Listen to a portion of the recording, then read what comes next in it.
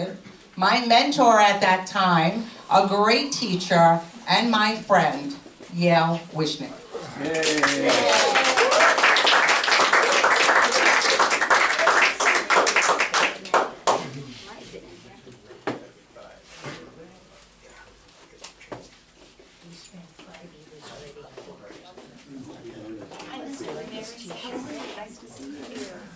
Morning, everyone. Morning. How's everyone doing?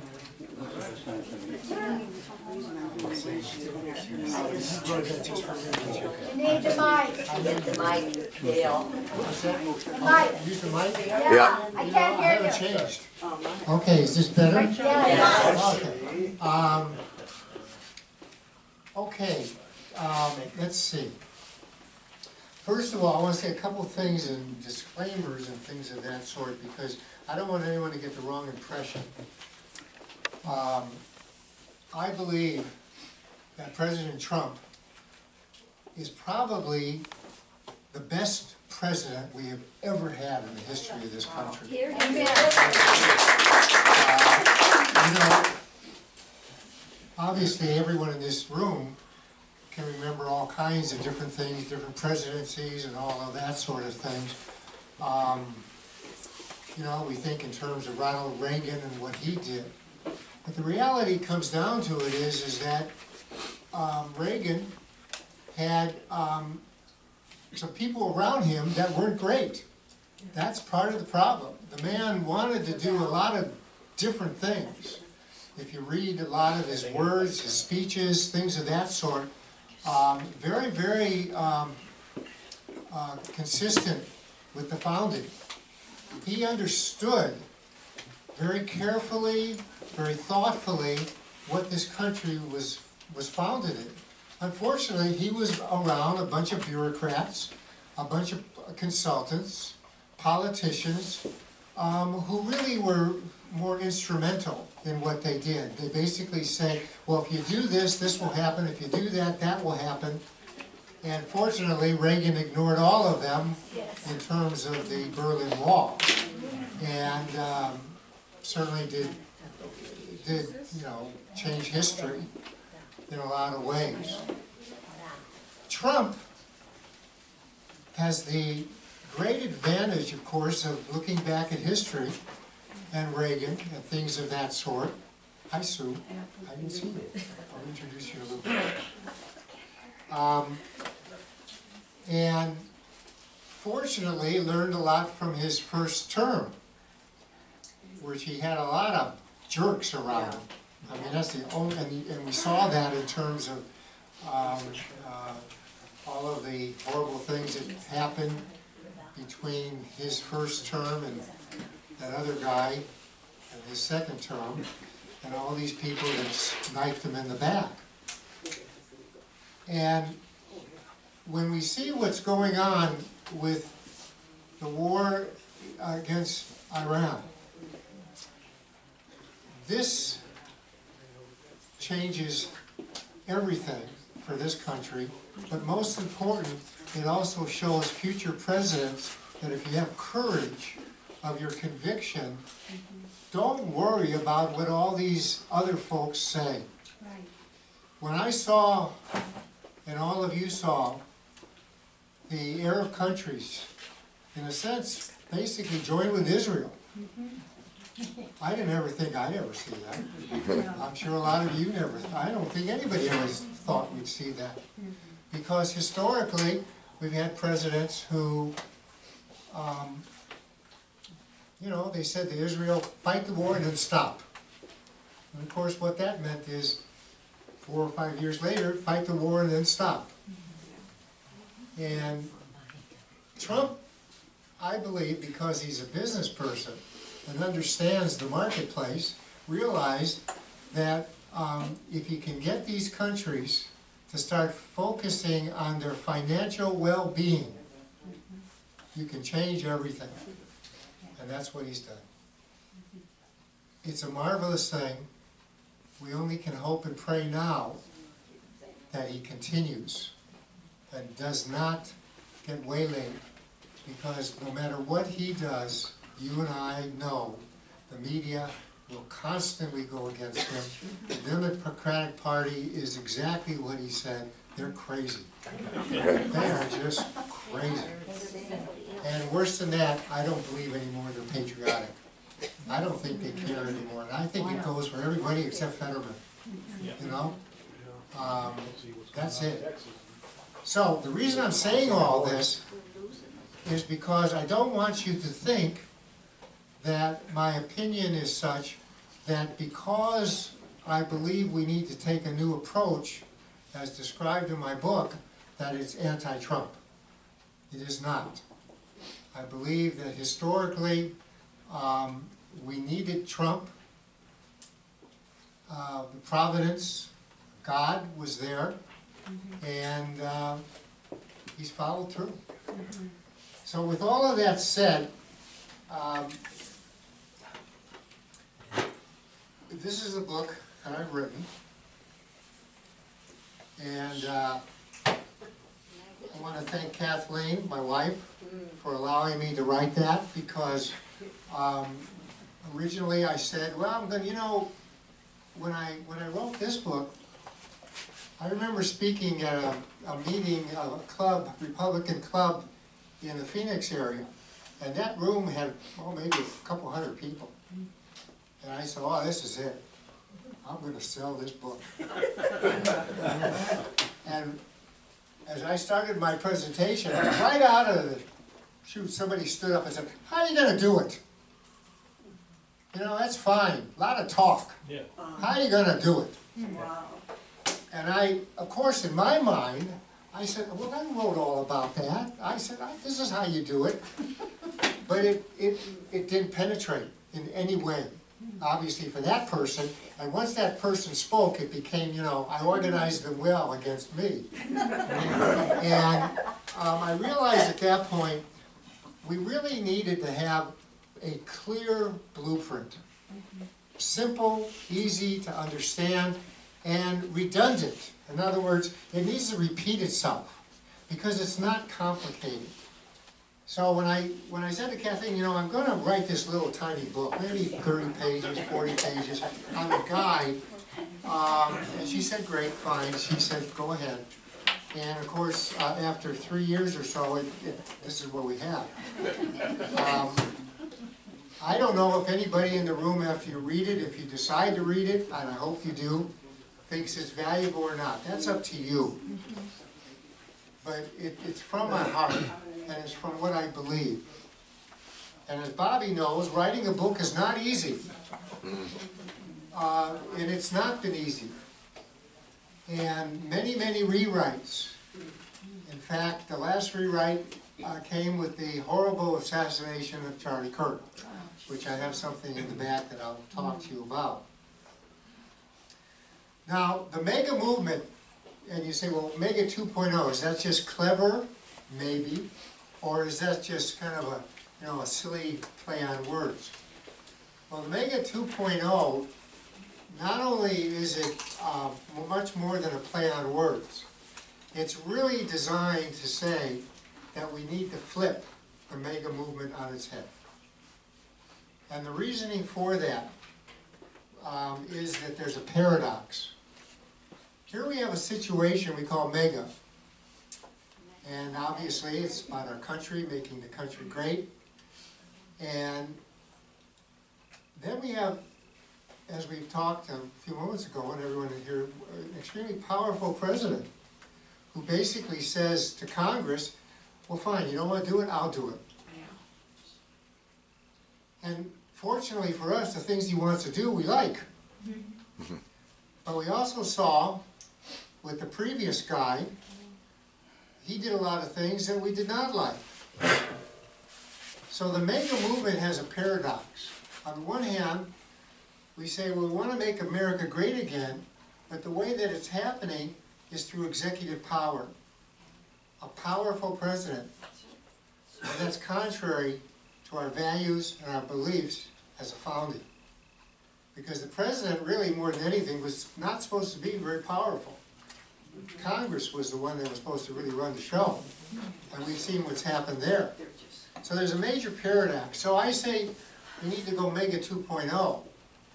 and flip it and go back to the community. The other part of that is, MAGA as it stands is based on national populism. I'm sure all of you have heard that. National populism. In other words, we get all together, the people, and we have an idea, what we want, we organize around it, and then we get the federal government, in this case the president, to do what we want. National populism. Well, we flip it around and make it 2.0 and it becomes local populism. We're just as organized, we're just as upset, we're just as clear in purpose, but it's focused locally. It's focused locally. That is consistent with our founding. And so MAGA 2.0 basically says we're going to have the same ideology in terms of making this country great for ourselves, our children, our grandchildren, but instead of focusing on the federal government to do that, we're going to focus locally to do that. Through ourselves, our neighbors, our friends, and we're going to reorganize what the country looks like based on the way it was founded. And of course, my focus and the way we focus on this is through Jeffersonian thinking, and we call that Jeffersonian Republic. Now, the fragile nature of what exists in terms of the federal government, which I describe in the book, is clear. And Trump has said it, and others have said it, and that is he can do all these things. And the next president, who becomes crazy as everybody else, simply undoes it. They undo it. It's gone. And that's the paradox of the MAGA movement. Focusing on the federal government alone, exclusively, not only does it not make sense, but it's counterproductive. It's counterproductive. So I wrote this book as a defining moment for me as we look at our political parties. And the Democratic Party, obviously, the Democrat Party is, and we've all heard this expression, it's not the one that we grew up with, it's not the one we knew, we may not have disagreed, we may have disagreed with them on almost everything, but even Bill Clinton said it's time for big government to leave. You know, it's time for us to reduce the size. And I believe it's pretty clear that if you listen to Schumer and you listen to the rest of them, that they don't care anymore. They just don't care anymore as long as they can win. So we're all clear on that. It's the Republican Party, then, that we need to really put our emphasis on. I don't really care what the Democrats do, because whatever they do, it is going to be crazy. It is, they are done. They are finished. They are not going to be somehow awakened where there's going to be all these new Democrats. The new Democrats we see are worse than the ones that even are there. And it's because of the 24/7 media. They're more interested. When we saw Crockett, I mean, she really wants to be a TV commentator. And she's never passed any legislation. She's never done anything. And you can go on. And the one that's running now in her place is worse. Is worse. So the Republican Party has to deal with that. And we have some real issues going on with the Republican Party. Everyone in this room knows. Now, I'm a registered Republican, so I can say whatever I want. Yes, you did. The Republican Party needs to move off of its approach to MAGA, whatever you call it, however you define it, before it's too late. And the Republican Party needs to go back, according to the book, to Jeffersonian Republicanism. And Jeffersonian Republicanism is not a political party, so please make that clear. It's a way of thinking, a way of thinking. Republicanism, we are a republic. The founders were very much opposed to democracy. they had the wisdom to know that democracy does not work. And we see that in the Democratic Party. The Democrat Party, all they want to do is get a mob together. If they can get enough votes through illegals and through this and that, that's all they care about. We are a republic. But what that means is, and what we've lost, is that republicanism as a theory does not mean that the people we elect do whatever they want. They represent us. Well, that's a word we throw around. But what it comes down to, they have no idea what we want. Because we haven't told them, other than, well, we want, if you're an interest group, you want them to take care of your business, the agriculture, the computer industry, people that make chairs, whatever it might be. That's not how a republic works. A republic works by people getting together like this, talking to each other, deciding what their basic values are, not their issues, but their values. And then the people that they elect represent those values. We don't need the federal government and the thousands of lobbyists out there representing specific issues. What we need is representatives that are taking our values and acting upon them. Now, the missing piece to this is there's no blueprint. When I was here as your president, and all of you were here, because I could see all the faces, you heard the speeches from me, you heard the comments from me, and some of you, it could have been very dangerous because you had your hand like this and you almost could have fallen right on your knee listening to everything, because it became very boring, because there wasn't any blueprint. Oh, okay, fine, let's talk to our neighbors, and many folks did. They've had little house parties, they talked to them, and then so what? There wasn't a blueprint. This book provides a blueprint. We'll talk about that very briefly in a moment. This is no time for personal conviction. This is time for personal conviction.